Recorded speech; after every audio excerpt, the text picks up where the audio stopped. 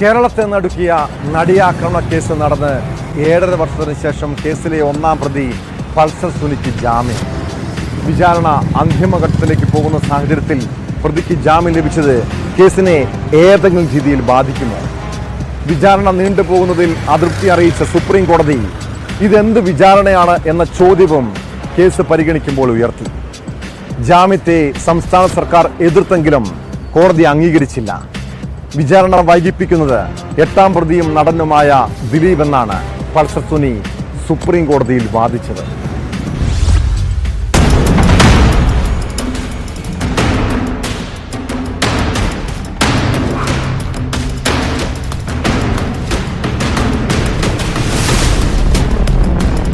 നടിയാക്രമണ കേസിലെ കോടതി നടപടികളെ അതിരൂക്ഷമായിട്ടാണ് സുപ്രീം കോടതി വിമർശിച്ചത്. 2017 ഫെബ്രുവരി 23 മുതൽ 7.5 വർഷത്തോളമായി പൾസർ സുനി ജയിലിലാണ്. ഇത് നീതികേടെന്നാണ് കോടതി കണ്ടെത്തൽ. ജാമ്യം നൽകുന്നതിനെ സംസ്ഥാന സർക്കാർ എതിർത്തു. കോടതി അംഗീകരിച്ചില്ല. പ്രതിയെ ഒരാഴ്ചയ്ക്കകം വിചാരണ കോടതിയിൽ ഹാജരാക്കി ജാമ്യം നൽകണം. ജാമ്യവ്യവസ്ഥ വിചാരണ കോടതിക്ക് നിശ്ചയിക്കാം. കടുത്ത ജാമ്യവ്യവസ്ഥ വേണമെങ്കിൽ സംസ്ഥാന സർക്കാരിന് വിചാരണ കോടതിയിൽ ആവശ്യപ്പെടാം.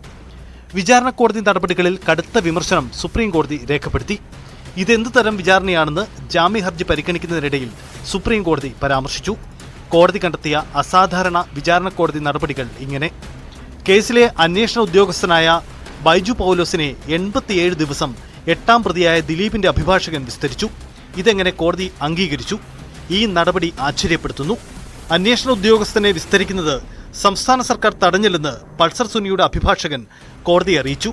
വിചാരണ ഉടനെയൊന്നും തീരാൻ പോകുന്നില്ലെന്ന നിരീക്ഷണത്തോടെയാണ് പ്രതിക്ക് ജാമ്യത്തിന് അർഹതയുണ്ടെന്ന് കോടതി കണ്ടെത്തിയത്.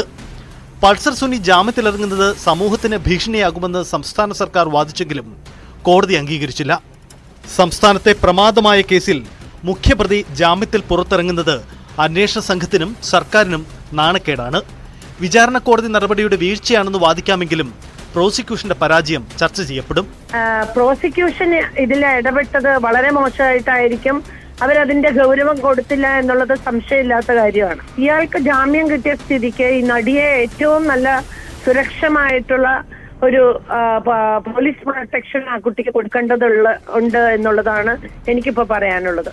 അല്ലെങ്കിൽ ഏത് രീതിയിലും അയാള് ആ കുട്ടീനെ ഉപദ്രവിക്കാൻ സാധ്യത എല്ലാം ഉണ്ട്. പ്രോസിക്യൂഷൻ അത്രയ്ക്ക് സ്ട്രോങ് ആയിട്ടില്ല എന്നുള്ളത് കൊണ്ട് തന്നെയാണ് 7.5 വർഷക്കാലം ഈ കേസ് കൊണ്ട് നടന്നത്. ഇതൊക്കെ അപ്പപ്പോ നടപടിയെടുക്കാവുന്ന ഒരു കാര്യമായിരുന്നു.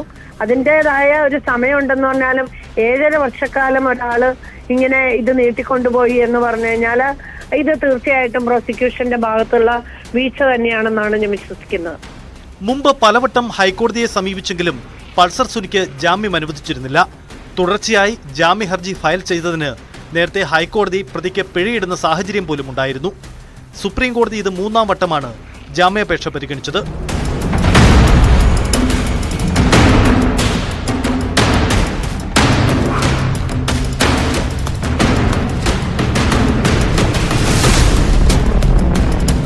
ന്യൂസ് 18 ഡൽഹി.